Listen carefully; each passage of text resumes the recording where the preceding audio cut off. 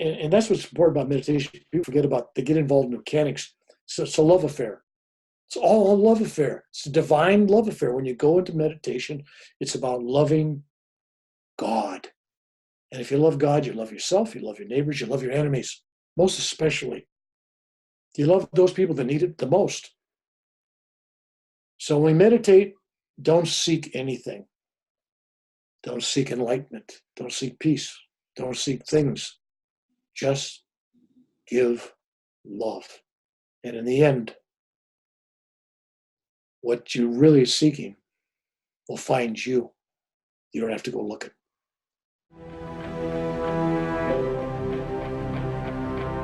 Hello, this is Dr. Edith Ubuntu Chan. Welcome to the Dr. E Show, a show exploring the frontiers of our human possibilities in areas like health and wellness, science and spirituality, quantum biology, and conscious living, so that together we can awaken the best of ourselves and create our most joyful and fulfilling lives.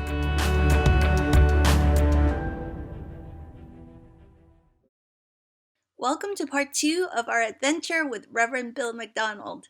If you haven't already, we recommend listening to part 1 first so that you can get the most out of this fascinating conversation. Now, without further ado, please enjoy. But it's been prediction after prediction after prediction. Now, fortunately or unfortunately, in the prediction, one of the predictions was, this is when you're going to die. They said, we normally don't tell people that. But you're on the short end of this thing. There's only so much. I mean, this is short, right? This is what, 10 years now, right? So it's a short end. And some people have some flexibility of willpower. Like if we tell a young person that they're going to die of, lung disease, they'll stop smoking, they'll exercise, they'll change diet, and then they could perhaps change their alternate future. No, that's not the case. But here's when you're going, and you're going to leave in a rainbow body, and you're out of here. And so I was given a time frame. The only chance of changing that basically was if Lord Shiva, the form of Babaji or your guru, decides that your work is needed still, not for you, for family, for doing stuff, but the work of spreading love and Kriya Yoga, if you're needed for that, and that's determined by them, then you maybe get an extension. But it's not for your personal joy and not for your achievements or, to do something. It's for the work. So that's what I was told. So lately I've been kind of in a hurry. So in 2006, I went to Europe and I was giving talks in Wales and England and stuff. And I come back, I was gone 55 days and I came back really sick, having all kinds of medical problems. I got off the airplane, ended up in the hospital, and they told me I had to have a heart procedure done, and I was in all kinds of stuff. And, it was dangerous and everything. And then I get a call from this astrologer friend on 8 hours before my heart surgery and says, don't have it done tomorrow. According to the astrological chart, that's your death day tomorrow. Don't do it. Don't do it, right? And I go, what's that's a heck of bedside manner. You tell a guy 8 hours before, no, I'm warning you. Your chart's never been this bad. This is it. I mean, if you do it, I'm warning you. And I go, no, ain't gonna happen. So obviously, I'm a spoiler alert. I didn't die. I'm here. But that probably was correct reading. I'll let it go at that. But that was probably a very correct reading. And it showed up on his chart as, this is the day you're dying. And I told him, no, I'm not. Because I knew I still had a spiritual bucket list. Not for me, but for other people. I had to finish this alchemy book. I had to do some talks. I had to do some videos. There's still some people out there, my grandkids, I'm instilling things in them. Someday they'll look back and watch this interview and realize that I'm here for them. And so that was my naughty palm reading. But that's when you start reading alchemy, which that story's in there. There's probably 100 and some stories that are just out there In my other book, you'll find that two-body experiences where I'm actually see myself coming back into my own body. I've had people for years, let me kind of throw this out there, because I could be a crazy man. All right, so you always have to keep that in the back of your mind. Okay, maybe it's crazy. He's a nice guy, but Bill, he's an Irishman, they talk. All right, so I've had people for decades, and I mean decades since I've been a teenager, tell me that, you came to me in a dream. You were giving me advice when I was a kid. You were there. I mean, story after story. People tried to commit suicide, and I stopped suicides. I got them to stop drinking. All kinds of stuff I was given credit for, and I'm going, no. I went to sleep into a death sleep at night and don't remember nothing. And then I wake up about just before 4 o'clock in the morning, between 3:30 and 4. I wake up and I'm going, oh, okay, kind of like out of body experience. I come back, right? And I'm okay. But these people keep trying to say I did things, right? I mean, I had some major, major stuff that's in my books where things happen. So I kept trying to figure it out. I was on a talk show in Chicago with this lady, Holly Campbell. And I was telling her the story. I said, I had this lady the other night. She sent me this message that I was in her room last night at 2 o'clock in the morning, giving her advice, and she had a drinking problem, and it helped her, and she was appreciative of me being there. And I'm going, and I said, what kind of? I'm bringing out all the craziness in people. Everybody keeps doing this to me. She goes, that's not so crazy. You were in my room the other night. And I go, okay, fine. So that was on my mind. I'm going, how could that be, right? Story after story after story. And people read my books and will see I'm glossing over many great stories. But I'm at this veteran's house, and he's living in a beach down in Venice Beach. And I'm staying in his spare room downstairs, and it's got a sliding glass door that goes outside the patio, and there's a screen door. And I'm sleeping in this king-size bed. I'm zonked out. I'm in what I call the death zone. I mean, it's like boom, boom, and now it's 3-something in the morning. It's almost 4 o'clock, right? One of those death zones. I wake up, and I look at the screen door, and there's a shadow of a man standing at the screen door.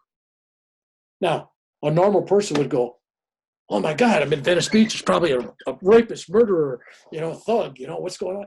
I'm just going, what the heck is this? Maybe my friend got kicked out of it. He got a fight with his wife. Maybe she kicked him out. And maybe he's coming through. Maybe he's, needs, I don't know. So I just look at it, and the screen door opens. This dark shadow of a man, about my size, comes towards the bed. And I go, this is weird, man. I didn't do this. So I take a couple pillows, and I put a pillow on the other side of the bed. And I said, you stay over there. And I move all the way to the edge of this king-size bed on the other side, right? And next thing I know, I feel this bump, bump, bump, bump, bump, bump on the bed. This body is just moving towards me. And all of a sudden, hits my spine. And my kundalini just goes crazy. It's like I got a helicopter inside. It's just, and lightning is just, it's like, and I'm just sitting up wide awake. And whatever that was, melted into my spine, reunited me. But it was like there was two of me, because I'm awake while this is happening. So it's like two bodies.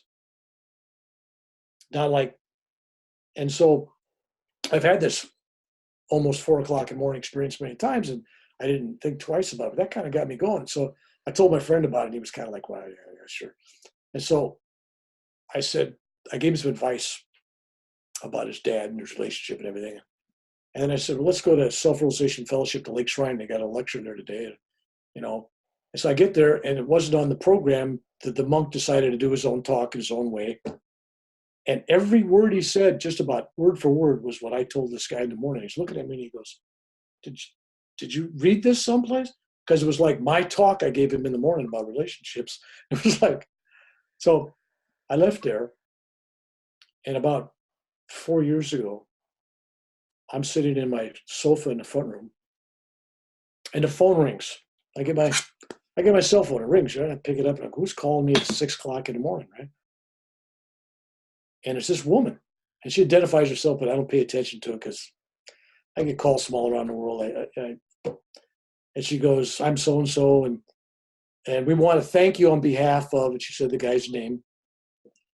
And it didn't ring any bells. She says, well, he gave you full credit for surrendering last night to the police. He didn't kill any more people. I go, this is Reverend Bill McDonald. Yeah, this is Reverend Bill McDonald. He gave me your telephone number. Okay, fine. And then, so she goes this whole story about how he held off the SWAT team for 17 hours and everything. So I think, okay, this lady's crazy, right? So I said, well, thank you very much for telling me. I hang up. I turn on the morning news and there's this big story 10 miles down the road in the town of Galt, and I live in Elk Grove. Just 10 miles down the road, here's this guy shot and killed. He was a veteran, Vietnam vet, PTSD. And they were foreclosing his house, and they were picking up his dog or dogs. I don't know if they had 2 dogs or 1 dog, but they were taking it. They sent a dog pound to take his dog. And that was too much. His wife left him. Now they're taking his house. Now they're taking his dog. They didn't send anybody out to really talk rationally with him. And of course, he's beyond talking ration at that point. Mm-hmm. And he took a shotgun and he shot the hole through the door and killed the guy and wounded the other guy or something. 17 hours, they had 100 and some cops there. It was a big deal. I never knew anything about it. But he told the police that I counseled him all night long and that I talked him into surrendering in the morning and giving up his weapons and not to hurt anybody. Now, a normal person would have wrote down the name of the lady and all this other stuff. I'm going, wow. So the only thing I can think of is some of the veterans I helped at some veteran event. I must have gave him my card. He had my number. And either he, in this psychotic state he was in, believed I was talking to him, or because he was up with no sleep for a couple of days, maybe he was in that area of no sleep where you get kind of weird. But he stepped into Twilight Zone, and I was there with him for the whole night, comforting him. All I know is I was in a death sleep, and then I wake up, and then he surrenders, right? So story after story after story like that. Even a Father Jack LaRocca, I'll even give his name, Catholic priest. He was in Santa Clara, Silicon Valley, and he was at the St. Lawrence Church at the time. And I met him. The first time I met him, he was parish priest for my sister-in-law and my brother-in-law. My brother-in-law was dying of cancer, and it was Thanksgiving. I show up there, and I'm dressed casual with Levi's. I'm standing in the front yard, and this guy pulls up in a Harley. I go, priest, right, in a Harley. I go, what is this, right? He was going around on Thanksgiving Day in his parish saying, bless the turkey, have a nice day, and he go to the next house, right? Mm-hmm. So he shows up in their driveway, and he walks up, and I'm standing out in the front lawn talking to my brother-in-law, Richard, and he walks right up to me like this, and he says, you're a priest. And I said, just kiddingly, I go, yes, but not this lifetime. I thought that would throw him off. Catholics don't believe in reincarnation, right? So then he says, no. He says, that's true. And I know who you were. And I have a message for you I've been carrying around since I've been 4 or 5 years old. Whoa. And he proceeded to tell me that when he was an orphan on Long Island, he had these visions of me over and over and over again. But the visions of me he had was me at that age, 40-some years old. Because he's 6 months older than me. So when he was 4 or 5, I was 4 or 5, right? So he was having visions of me as an adult. And so he was visioning forward. And he said he'd been spending his whole life looking for me. And he had a message for me. And he says he went to Vietnam. I was in Vietnam, but we missed each other. He went to Sacramento. I was in Sacramento after he left. And then he was there in San Jose after I left San Jose to go to Sacramento. So we started going out thinking, but everywhere he went looking for me for whatever reason, drew him there. The paths were crossing, but different time frame, right? But then he shows up at my brother and sister-in-law at their house because he's their parish priest.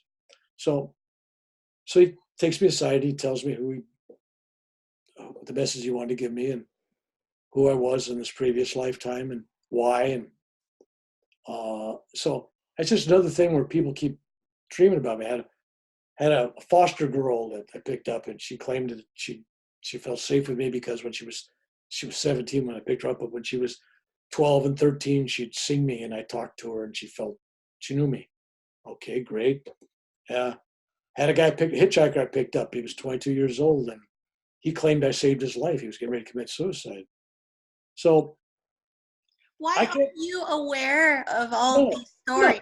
It would be a nice story if I could say, yes, I was in absolute control of all this. I did all this. I can't. All I can just say as an observer is I was in a deep state of sleep, and I must be a heck of a dreamer because I got a life going on out there. Either that or I meet a lot of crazy people, and they get crazy when they get around me. So it's whatever the truth is, the truth is. But I know this much, because I don't like to say, I have to emphasize things. These are what people say. These are what people predict. These are what people did. I only can say for sure what I know, and that's just basically what I've personally experienced. And so I always like to emphasize that because people get, you know, and it's so easy to believe a lot of this stuff. And I'm really very, very careful because, being a little Irishman that likes to tell tales and stories, I got to go, I got to be strict. I mean, I got to keep this thing strict. And the stories I tell got to be the best stories, the ones where other people like the guy could visualize he saw the light, the other guy saw the same Sivateshwar I did. So when I can verify a story with other people, that's always the best stories to me. I got beautiful stories that are hard to verify, but I got stories that my guru has verified. Like, I don't know how much time you got because I could go on. We could do part 2 of this if you wanted to, but it's like my first experience with Babaji, that I was able to recognize him for who he was. We were sitting around a campfire in 2009, 10, take your pick. 1 year after another in India. I've been there a bunch of years. So someplace in that time, one of those times at the ashram, I was there several months, and I was sitting around a campfire with 3-4 people, and we were telling spook stories, ghost stories and stuff. Everybody's trying to scare everybody. Growing off, the guru went to bed already. I hear his stories. So he went to bed. So we're sitting around his fire, letting him die out. And this guy's going, wow, when I was doing drugs and alcohol, I saw all these crazy things, and demons and stuff. And this other lady, she saw ghosts. And I go, look, and I meant this when I said it, but it was very arrogant. Very, very arrogant. Arrogance at a sacred place is not a good combination. It's like matches with the dry forest, right? So I go very arrogantly, look, I've seen demons. I've seen the devil. I've seen combat. I've been blown up, shot up. I've seen the worst of life. I've seen it all. Nothing scares me. Nothing. I challenge the universe. Never a good thing. Never. Oh, what a cutie. Anyway, so nothing. This is a lesson for you when people are telling spooky stories. Never say nothing scares you. Sometimes the universe will take you up on your challenge. So anyways, I go back to this little hooch I'm staying at, bungalow, and I unlock the door and I go in. It's total dark. I open up the door and I got my flashlight and I shine my flashlight, and they're sitting at the end of my bed. It's Babaji. Loincloth, bare legs, bare arms, bare chest, long hair, but 2 eyes like laser lights coming out of them, like ching, like, you want to be scared, buddy? Ching! And I go, oh, and my heart goes like, it's like palpitating, it's like pounding. And I got the flashlight and I throw it up like, I don't know if you're old enough to remember the movie 2001 Space Odyssey. Mm-hmm. When the gorilla throws up the bone and it goes, the flashlight's doing that right in the air and it spins around the ground. And I'm down there looking for a flashlight and I pick it up and my heart's going like that. And I shine the light and he's gone, right? I go, thank God nobody saw that, because I just told everybody I'm not afraid of nothing, right? And I had the reputation that the guru calls me the general, because I'm not afraid of nothing. I'm the guy. Anyway, there's a whole story on that. But anyway, so the general, I can't be scared of this stuff, right? So I'm thankful that nobody saw it. So the next morning, I'm walking across the ashram. And I heard this patter of these little feet behind me, going off. And he comes up next to me and he goes, Bill. And I look at him and he smiles. He's getting ready to laugh. And he goes, I thought those things weren't supposed to scare you. I go, and then we get to breakfast. And he made me tell everybody what happened. No, you tell. No, you tell. No, you tell. No, tell you. I'm like, go on. Nope, tell. So not only did everybody learn about it, well, everybody got a good laugh out of it, but it taught me about challenging the universe. You don't tell the universe nothing scares you. That's it's that's foolhardy.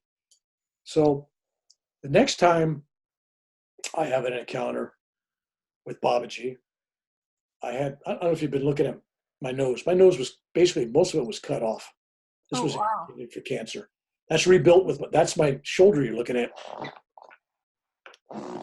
It's a beautiful shoulder nose. Yeah, so I mean, and the story behind that is really interesting. That's where I'm going to go because it deals with Babaji again.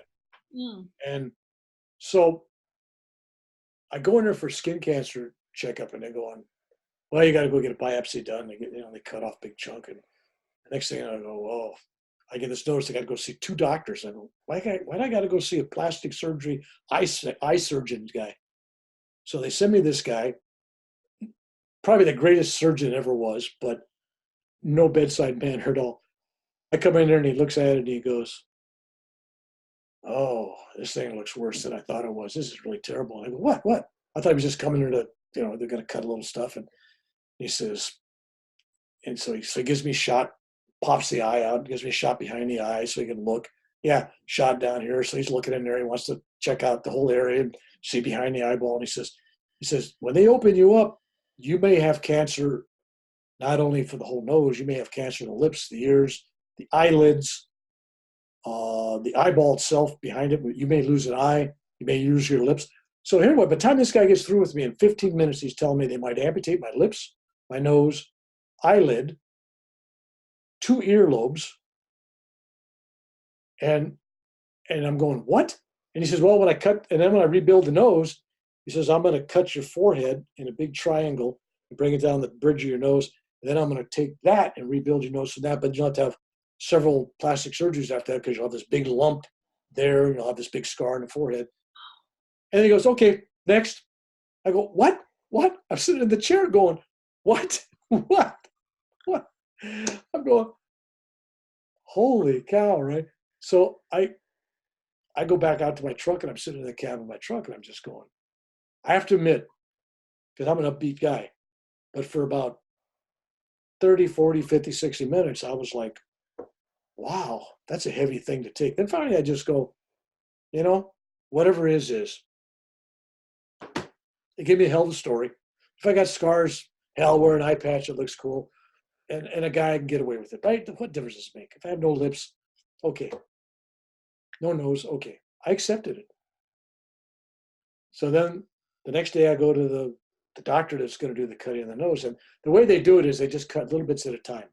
You go in there and they give you shots behind the eyeball, down in the nose, up here, 5 or 6 shots. And then they go in and they cut.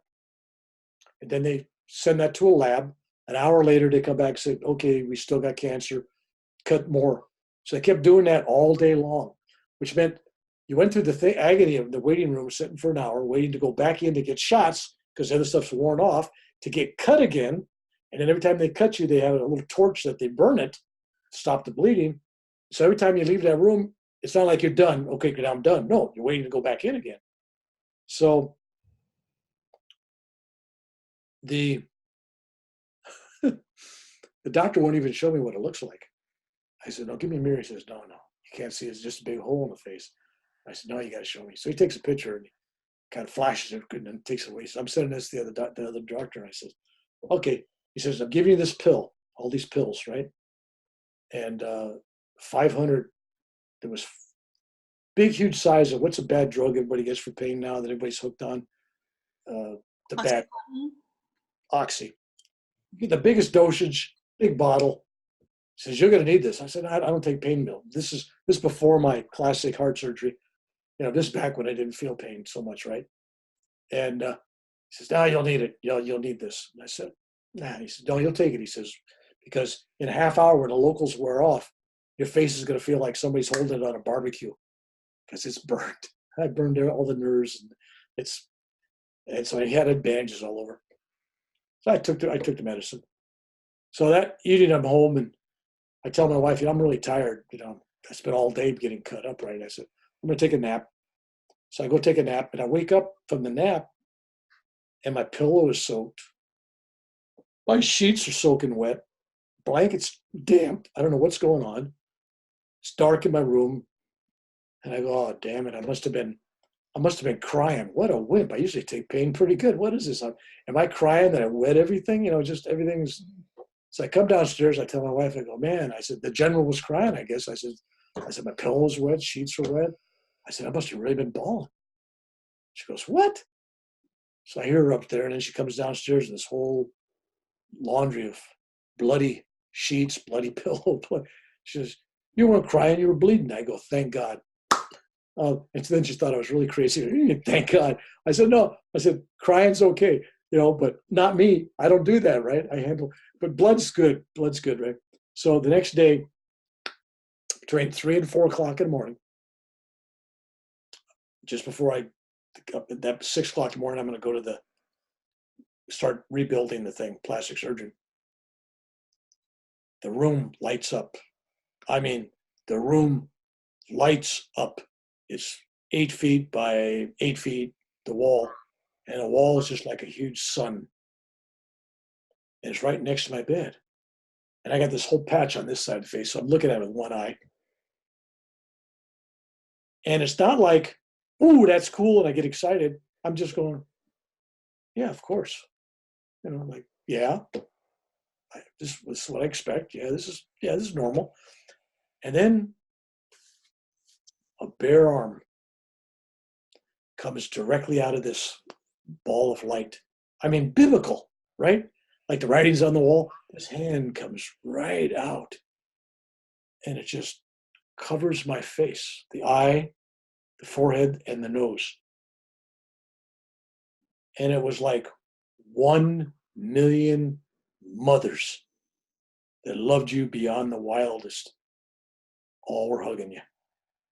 It was the most love that you could ever have. It was nothing but love. I don't know how long it lasted. At some levels, it was an eternity. On the clock, I don't know, maybe it was 20 minutes, I don't know. But it was just,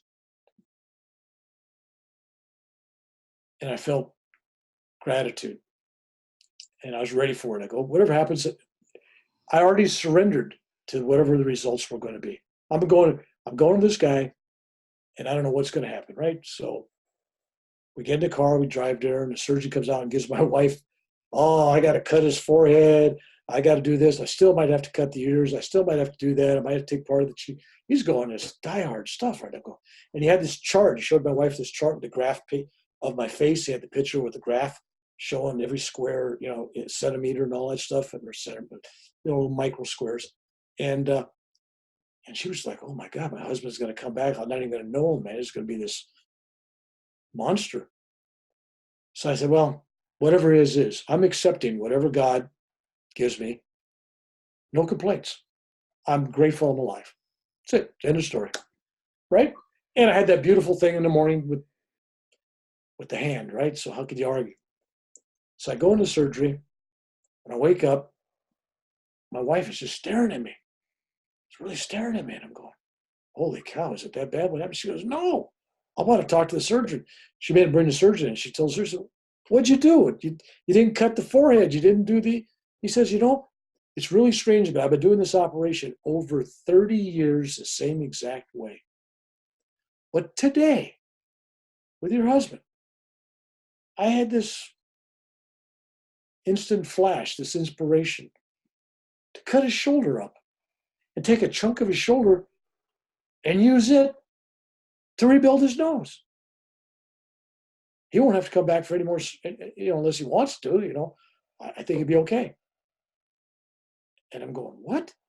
So there was like, I don't know, I say 68 stitches. It felt like that. I have no clue how many stitches, but there was stitches everywhere in the eyelid and all around. Because they had to rebuild. He rebuilt around the tear duct.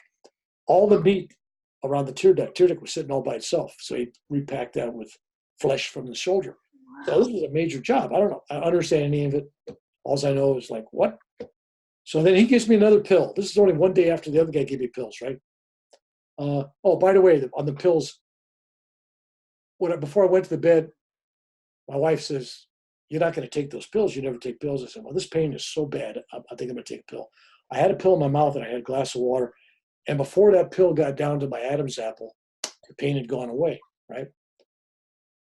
I said a prayer to Babaji and nothing happened. I mean, there was no pain. So this day he gives me another bottle of pills and I'm going, no. He says, take it. You're going to need it. This is really bad. So I don't take any. I get home. I go to bed that night. Now you got to realize I'm really bandaged up and everything. My wife is in another room because, that's hard on her. I mean, so between 3 o'clock and 4 o'clock, boom, the room lights up again. Same exact sequence. Hand comes out, caresses. That's the only word I could use. Caresses my face. Love from head to toe. Vibrating. Love, love, love, love, love. So the next day, I wake up and I'm feeling pretty good. 10 days go by. And I go in to get the stitches out. And you ever have stitches in your eyelids before? They hurt when they come out, by the way, just for the record. All right, and the new nose. But what happened was I went in, he kept staring at it, and he goes, "I don't believe this." He says, "I never had this happen before." I said, "What's that?" He said, "New layer of skin has grown over all the stitches." I said, "What do you mean grown over?" "No, new skin had grown over all the stitches." He had to actually cut them all out, which wasn't comfortable, but skin in 10 days covered it. That's pretty fast growing skin. I mean, you get scab, how long does it take, right? Right. So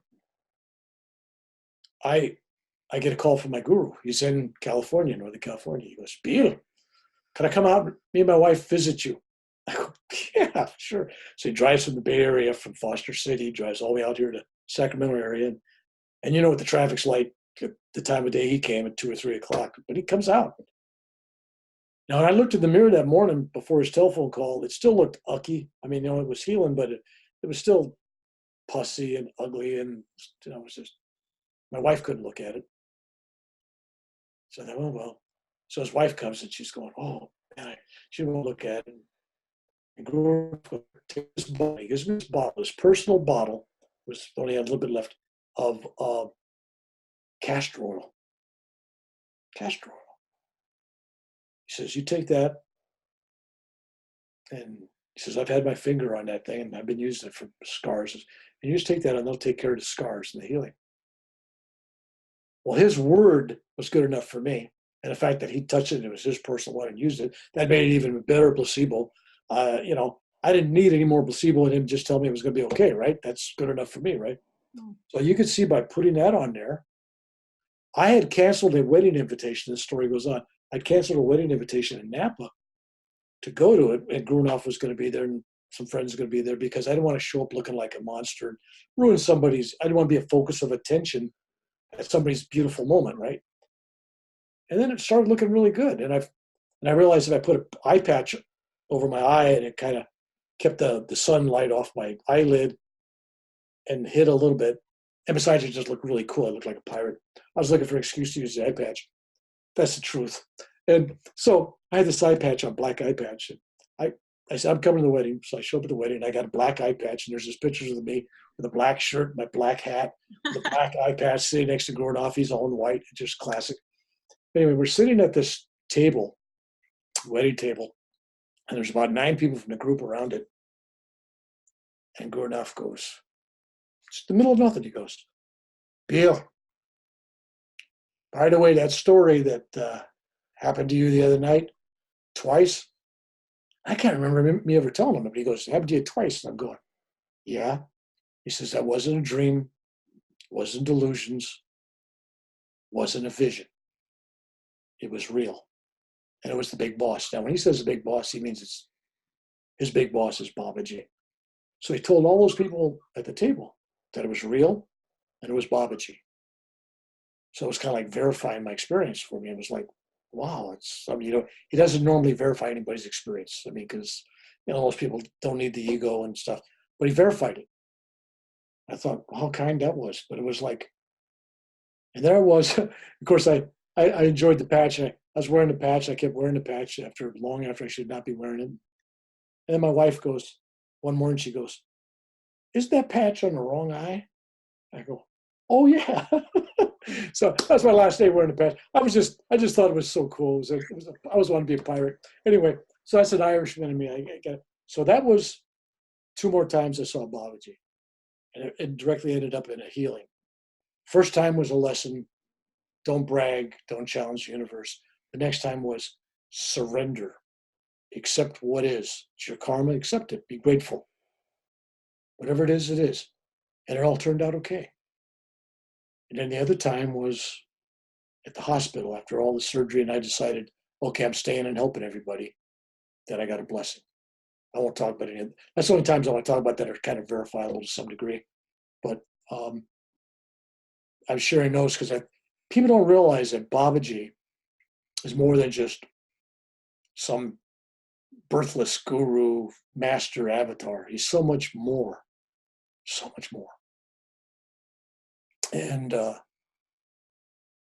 his energy, the love there is, well, that's it. It's all love. And that's what keeps me going forward. That's what people say, what's your mission in life? What's your task? I'm working for them. And so if I, quote unquote, help somebody, I don't. I'm just a conduit. I make myself available as a tool. I'm nobody special. I'm loved. And I just want that love to flow through to others. Simple as that. I'm not a guru. I'm not a master. I'm not Houdini. I'm not nothing. I'm a spiritual cheerleader. I'm here to inspire others through things that happened to me, and I believe they've happened to me, not just for me. Because there's some beautiful people out there that have been meditating faithfully, doing everything, serving, loving, and nothing ever happens. And they go, how come nothing ever happens? And I tell them, that is such great faith for those that nothing happens, no gifts of all that mystical stuff. And yet every day you're faithful in love to the divine and you go into meditation. How much of a greater blessing is that? That is a true spiritual person. The person that does and does and does and gets nothing, but does it anyway. It's easy for me to be whatever, because no matter what I do, meditation-wise, it all works. Whatever I do, it all works out. But for the people out there that are working at this, I'm going to tell them they're loved. And there's no effort ever goes unpaid. Every effort leads eventually to the light. And if things are happening to me in the greater sense, since we're all one, it's happening to them as well. And if they're reading my books, and if they read the books, their journey is because it's like one emotional, spiritual story after another. There's not a lot of connecting things. I just go right straight to stories because I want people to realize that this whole thing's a flow of energy. And if you wake up and smell the roses, you realize we're all flowing back to the source. And then if you work up even further and you really wake up, you realize that we are the source. And as soon as you stop separating yourself from that and get rid of the ego and all the bodies, I don't care if it's a physical body, an astral body, causal body, rainbow body, light, a body of light, they're all bodies. As long as you got a body, you got an ego. You got an self-identification. But when you no longer have that, you're God. But you already are God. In fact, me and you talking right now, in the future now, a parallel universe that's happening right now, we're looking back at this and said, yeah, that's absolutely true. Yes, Bill, that's absolutely true. There we are. We're basking in the light. because we are the light. And as we meditate, and that's what's important about meditation. People forget about, they get involved in mechanics. So it's a love affair. It's all a love affair. It's a divine love affair. When you go into meditation, it's about loving God. And if you love God, you love yourself, you love your neighbors, you love your enemies, most especially. You love those people that need it the most.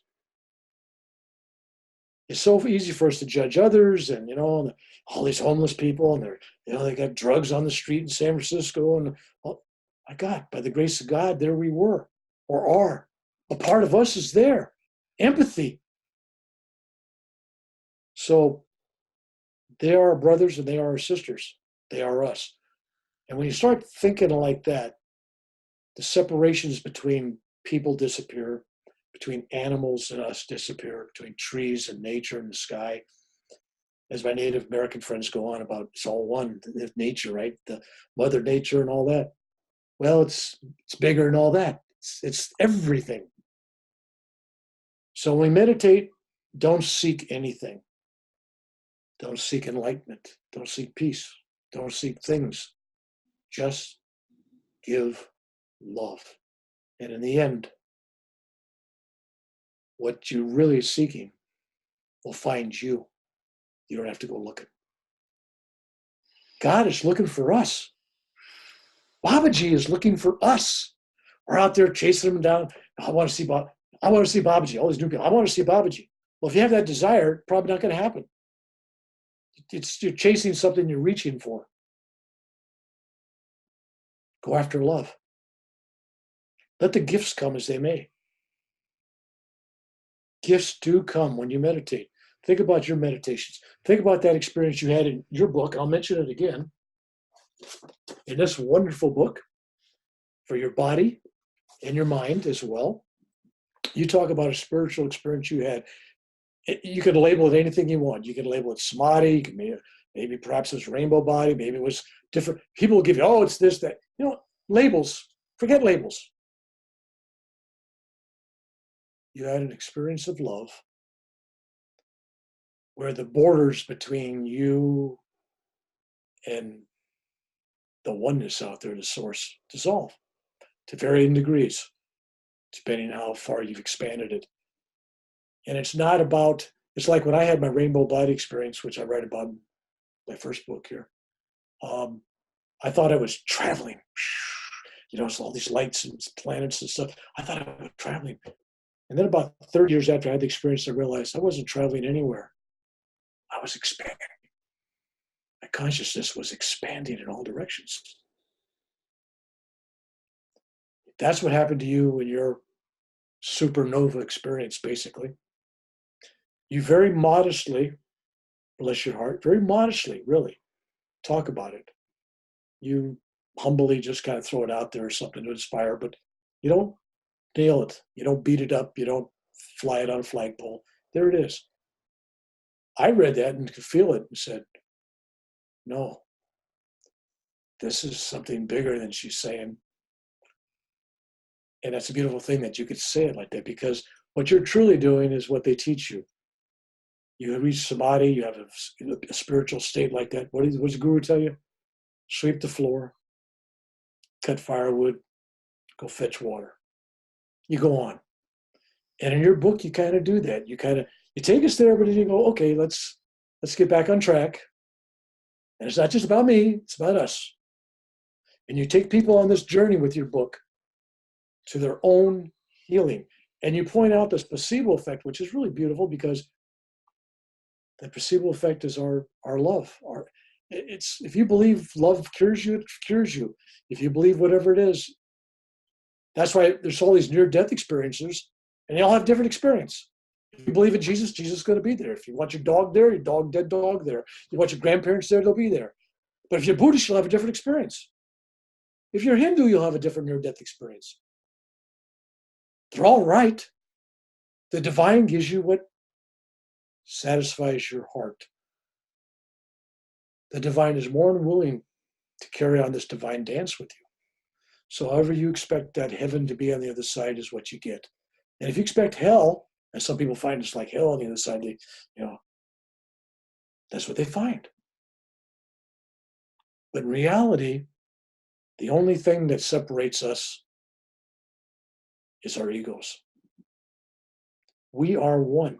Even now I'm looking at my screen. I can touch my screen and say, there you are. But in the real world, I can do that with my eyes closed, and I can touch you by thinking about you. When you think about your daughter, when you're not there, you're touching her. Your energy is there with her.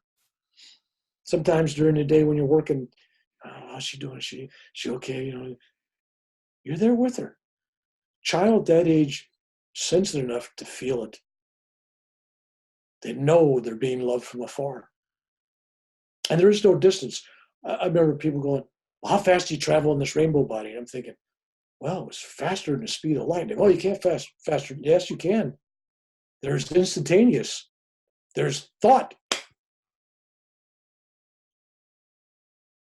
I could think across the universe. Somebody read my mind. They got it. There's no time. There is no time. That's an illusion. So traveling faster than the speed of light is an illusion because there is no time. If you think you're on the other side of the universe, you're there. That's why that great book that both of us have read about the upside down thinking. Yes. Okay, Thank you, Mark. If you're listening to this, Mark Gober's amazing everybody because what he does, he takes his book and unlike me, who's storyteller Irishman, he gets those academic people to go, hey, take a look at this, guys. This is what you got to look at, and here's the data to show it and prove it. And you tell me. Anyway, so there's people out there, there's an awakening going on, especially in Northern California, especially the Bay Area and up Grass Valley, Nevada City, Sacramento area, Davis. I mean, this whole part of California right now has a real awakening going on. You're sensitive enough, you feel it, you're drawn to it, and you're in a beautiful area. I mean, Sebastopol, Petaluma, Novato, Santa Rosa, all that area up there is beautiful. There's an energy there.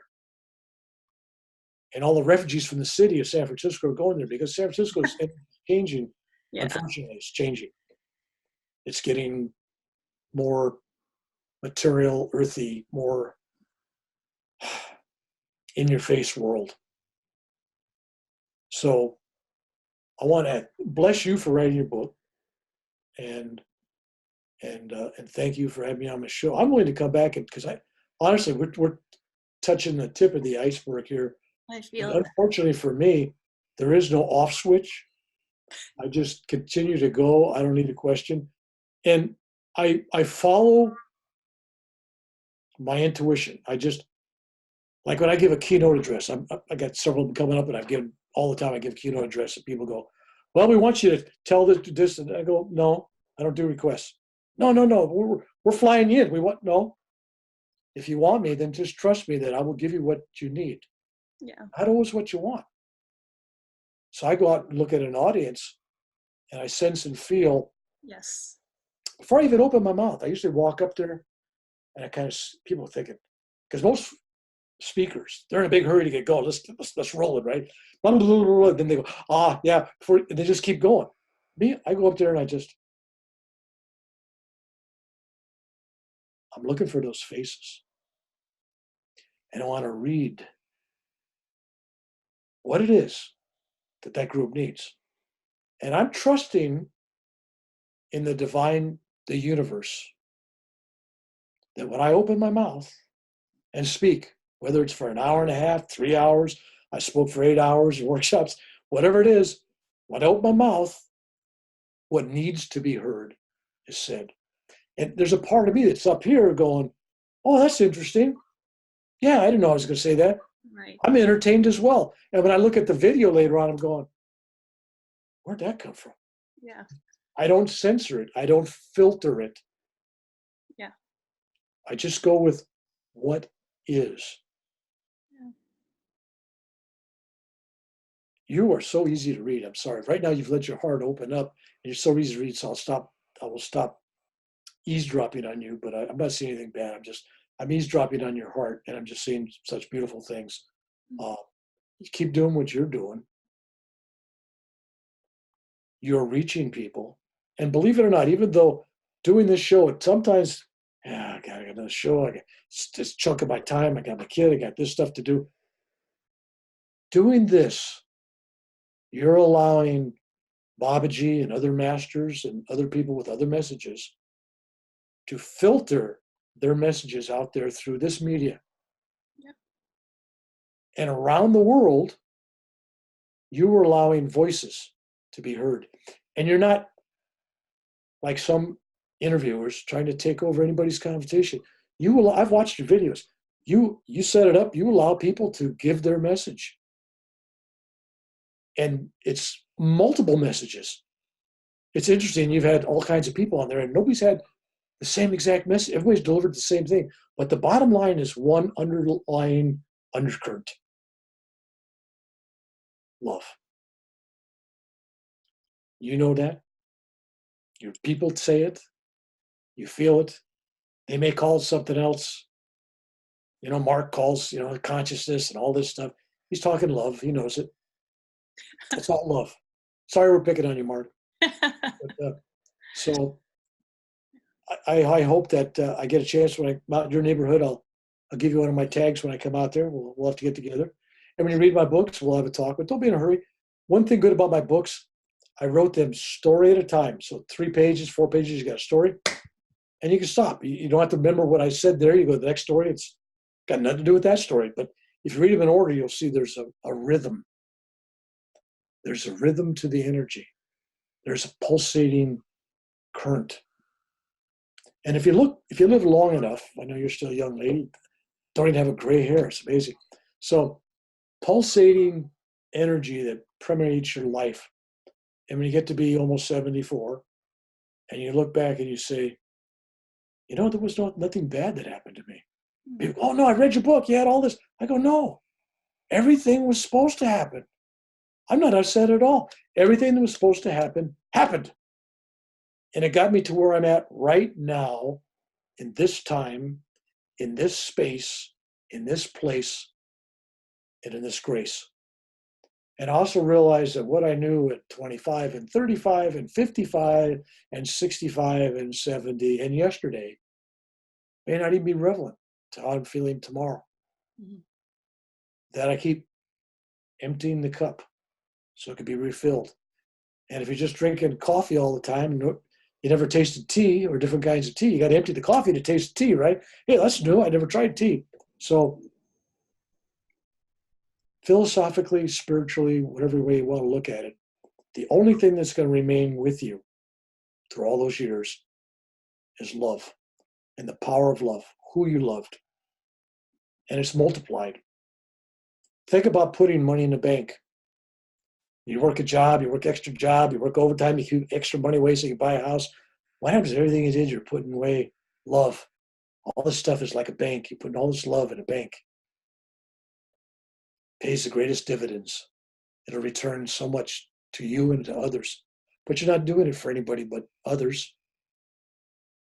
And that's what makes it so beautiful. It's the most selfish thing you can do is to love and help others. So we had planned for this to be an hour conversation. It turned into an incredible hour and a half journey of timelessness. And thank you so much for the kind words you've said about my book. Also, you saw past all the camouflage, the intention behind it, the heart behind it. And thank you for seeing everybody that way. I wish we could all learn that skill of seeing truly the divine in all of us. Some of the people that I've loved the most think so little of me. They would consider themselves, if they asked, yeah, he's my enemy. I don't like the guy. He's full of himself or whatever. They got opinions. I loved him the most. They keep me humble. And I just try to give them love. And we all need that critical mass of people out there that inspire us to be humble, to change, to evolve, and realize that it's not about us, it's about them. Whether they accept it or not makes no difference. I mean, Jesus, how did he spend his last days? They crucified him. I mean, how more loving can you be? And they killed him, right? And then he goes out and he heals 10 blind people, right? 10 blind guys. And only one came back, 10%, said, thank you. Only one. Now, if Jesus is only rating a 10% rating of approval rating, if we get 1% of the people out there, if we get our own children like us, hey, great, chalk it up as a victory. It truly is a beautiful world. I see things getting better, even if people, they point out, oh, we got crazy president, we got crazy Democrats, we got crazy this, crazy that. There's all this stuff happening in the world. And I'm going, no, go back to World War I, go back to World War II, atomic bombs, go back to Korean War, go back to things are better. It's all evolving. And the fact that people don't want to have wars anymore, it's a beautiful thing. That's all good things. But we are getting better. Eventually, we're going to end up, all of us, on top of the mountain. As I try to tell people, find your guru, find your master, find your ascended master, find your teacher, find whatever it is that's going to lead you. Call him a Sherpa. You know, Mark would appreciate that. Call him a Sherpa. And he's going to take you to the top of Mount Everest, right? We're all on the same rope. Different lengths. Some people are near the top. Some people are summited. But, you know, eventually you're tied to the rope. Nobody's going to forget about you. You can't fall off and disappear. You're tied to that rope. Some people might be down in the valley. But the ultimate destination of these little pieces of God, which we are, is to have all the pieces come home. It's all about going home. This is not home, this life. So to wrap up this incredible conversation that could continue for lifetimes, I was going to say days, but infinite lifetimes. Can you tell us how to keep in touch with you and follow your work? Yeah. All right, let's do it really easy. The best way to get a hold of me, I got a website, www, which everybody has, right? But Rev Bill McDonald, no dot, just RevBillMcDonald.com. Just Rev Bill McDonald. I'll put that in. You go there, and then they could find if they want to go to my Facebook page, Rev Bill McDonald on Facebook, send me a friend request, and they'll find my email address. Believe it or not, I get about 1,000 email a week, but I do try to respond to everybody. And if I can't send a real lengthy response, I send them love. I send them love and a prayer, and maybe just a kind word. But I try not to ignore anybody. If they've taken the time to send me something, I try to validate their spiritual question and who they are. But yeah, I'm open to anybody. Anybody wants me to come talk to the group, I'm always good. Anybody wants to help me with veterans, always looking for volunteers. But my thing is, be kind. Be kind to yourself. Be kind to your family, which is the hardest sometimes, because they're the greatest judges of us. They know us the best or the worst. And when you look in the mirror, know that you're loved. And it's a reflection in that mirror of not just you, but a composite of everyone. So see that out there. That's it. So my last question in the show always is, what is the single most important thing? Because we have journeyed through all kinds of amazing stories. There's a lot of beautiful insights and wisdoms and so much for us to take to heart. But if you could just distill all of this into one simple essence, maybe even one word or mantra that we can take home and really cultivate within ourselves, what is it? Love. Love. Seriously, the old warrior is all about love. Start with yourself. Just love. Let it flow. It's never ending. You never give it all away. Thank you so much, Reverend Bill. Thank you, That Edith. was an amazing conversation filled with magic and surprise and wisdom. And I think not just what we learned from hearing your amazing stories, but how we all felt in our hearts and the transmission that was part of your stories. Thank you so, so much. So much gratitude for you, Reverend Bill. God bless. Hi, friends. Did you love that interview?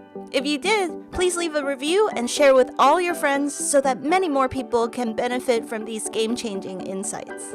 You can also go onto our website, dredithubuntu.com, and subscribe to our newsletter, where you'll receive free trainings and next-level ninja tools that we only share on our newsletter. Together, let's turn your life into a brilliant masterpiece.